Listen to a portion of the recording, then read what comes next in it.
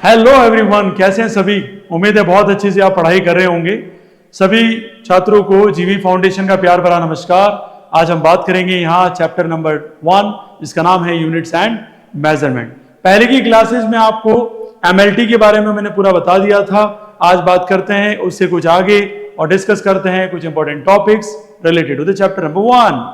चलिए, आपके एस के सर के साथ हम बात करेंगे अलग अलग टॉपिक्स। इससे पहले की क्लासेस में हमने क्या क्या कवर कर लिया था, तो इंट्रोडक्शन पार्ट मैंने पूरा समझा दिया था आप सभी को डियर स्टूडेंट। और इसके साथ साथ हमने यहाँ जो टॉपिक्स है उसकी डिस्कशन कर ली थी। That topic is units and measurement का पहला टॉपिक हमने डिस्कस किया था। फंडामेंटल क्वांटिटीज क्या होती है, डिराइव क्वांटिटीज क्या होती है, ऐसा सिस्टम ऑफ यूनिट का कॉन्फ्रेंस कब हुआ था और कैसे कैसे डिसाइड किया गया कि किसको क्या बोला जाएगा।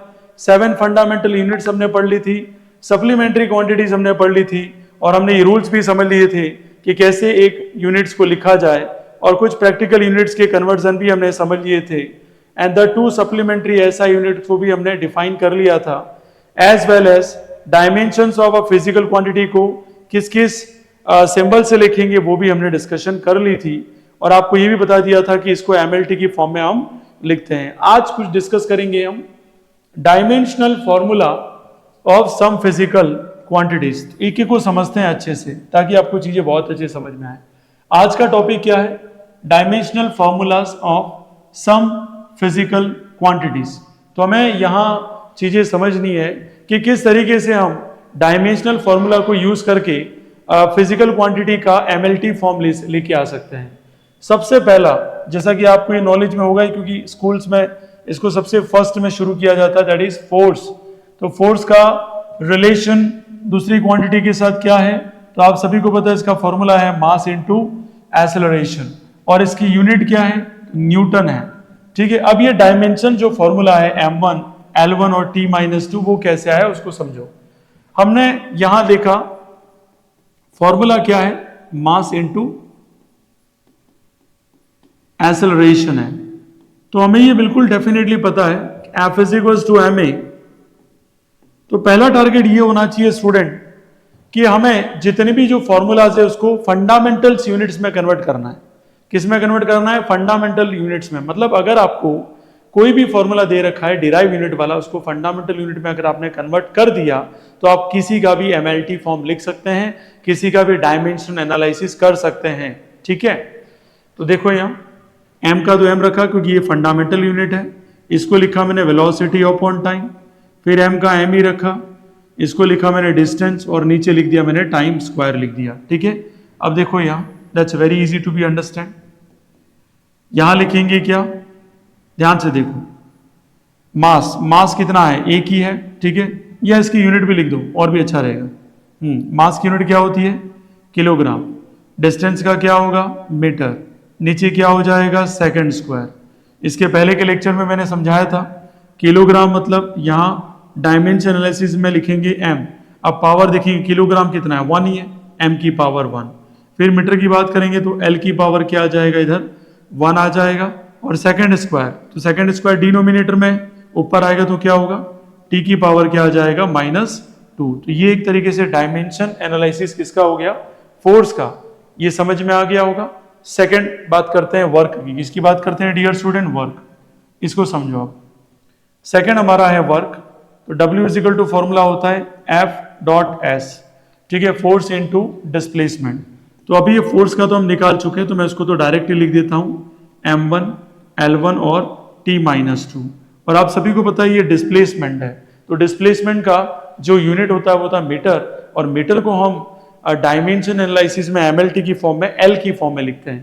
तो यहां क्या लिखा जाएगा बेटा, यहां लिखा जाएगा एल की पावर 1 लिखा जाएगा। तो इसका एनालिसिस क्या हो जाएगा, M1 हो जाएगा, L2 हो जाएगा और ये T-2 हो जाएगा। ब्रैकेट क्लोज कर दो। तो ये आ गया बिल्कुल वर्क का डायमेंशनल फॉर्मूला आ गया आपके पास। ठीक है, अब बात करते हैं प्रेशर। ठीक है, pressure is equal to formula क्या होता है, तो सर होता है फोर्स अपॉन एरिया होता है। इसकी यूनिट क्या होती है, तो आपको पता है इसका तो हम लिखते हैं किलोग्राम इनटू मीटर, पर क्या लिखते हैं, सेकंड स्क्वायर। सो नीचे क्या हो जाएगा, एरिया का यूनिट होता है मीटर स्क्वायर।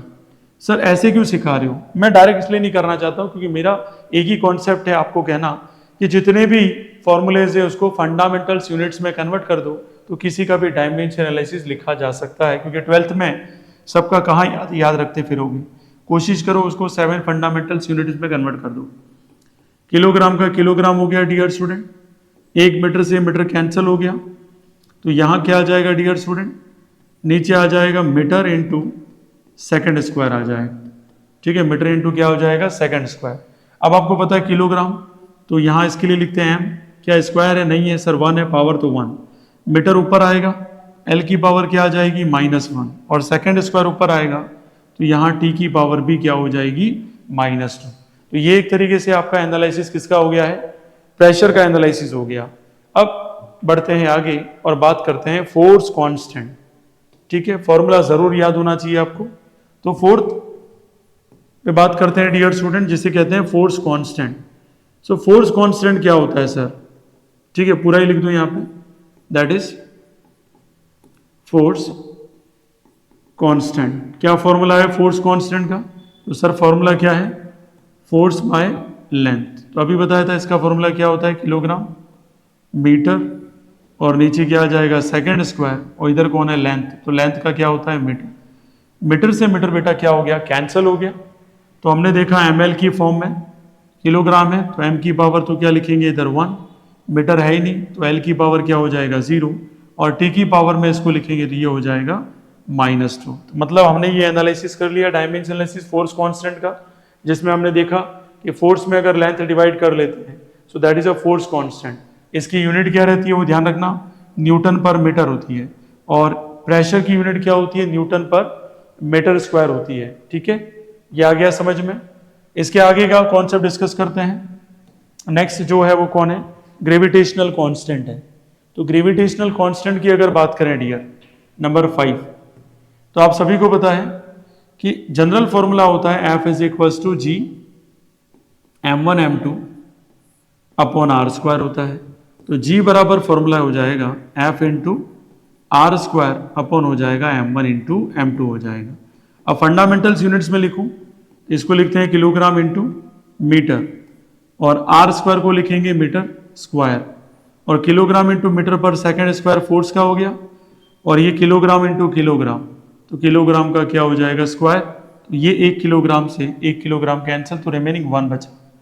अब ये कितना हो गया वो बताओ मुझे, मीटर की पावर कितना हो गया, 3 हो गया, सेकेंड स्क्वायर हो गया, और ये हो गया किलोग्राम। अब देखो अगर इसको सॉल्व करें तो m की पावर में कितना आएगा, तो सर m तो है ही नहीं, है बिल्कुल है, कितना है डियर स्टूडेंट, तो m हो गया आपका पावर 1 ऊपर आएगी तो क्या हो जाएगा -1। अब यहाँ पे ये लेंथ रिप्रेजेंट L से रिप्रेजेंट करते हैं मीटर क्यूब, तो डिनोमिनेटर नहीं है न्यूमरेटर ही है, तो L की पावर क्या हो जाएगी 3, और नीचे क्या हो जाएगा डियर स्टूडेंट, तो यहाँ हम कह सकते हैं, तो ये हमारा हो गया इधर किलोग्राम चेंज हो गया, सेकंड स्क्वायर है तो t की पावर ऊपर आके क्या हो जाएगा -2। तो आप देख सकते हैं डियर स्टूडेंट m की पावर -1, l की पावर 3 और t की पावर -2 आ गया।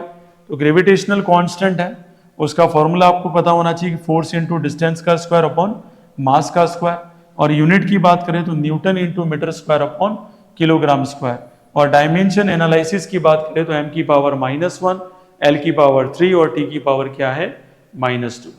ठीक है, बिल्कुल बेसिक्स था। चलिए इसके आगे की यूनिट डिस्कस करते हैं। सारी मैं डिस्कस नहीं करूंगा, कुछ एक इंपॉर्टेंट मैं डिस्कस कर लूंगा, बाकी आपको आइडिया लग जाएगा कि किस तरीके से हमें सॉल्व करना है। ठीक है, खाली फॉर्मूले याद रख लेना, आप जितने फॉर्मूले जो सारे याद रख लेना। जैसे 6 नंबर पे हमारा कौन आता है, इम्पल्स आ जाता है डियर स्टूडेंट। अगर इम्पल्स की बात करें तो यहाँ फॉर्मूला हो जाएगा फोर्स इंटू क्या हो जाएगा टाइम, फोर्स इंटू क्या हो जाएगा टाइम। अब आपको पता है फोर्स का जो बात करें फंडामेंटल्स यूनिट्स में क्या होता है, तो आप बोलेंगे सर किलोग्राम इंटू मीटर, और सर नीचे क्या लिखेंगे सेकंड स्क्वायर लिखेंगे। तो यहाँ टाइम में मल्टीप्लाई में, तो टाइम का ये क्या हो जाएगा सेकंड हो जाएगा बेटा, ये सेकंड से 1 सेकंड कैंसिल हो गया तो 1 रिमेनिंग हो गया। अब मुझे बताओ किलोग्राम तो न्यूमरेटर में है तो m की पावर 1, मीटर न्यूमरेटर में है तो l की पावर क्या हो जाएगा 1। ठीक है, इसकी बात कर रहे हैं हम, ध्यान रखना इम्पल्स, और यहाँ t की बात करें तो t की पावर हो जाएगी -1।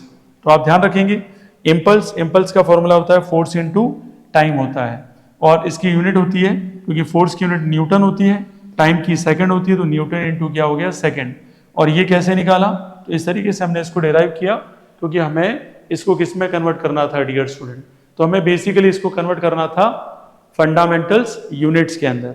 ठीक है बेटा, आया समझ में, ये सिंपल है।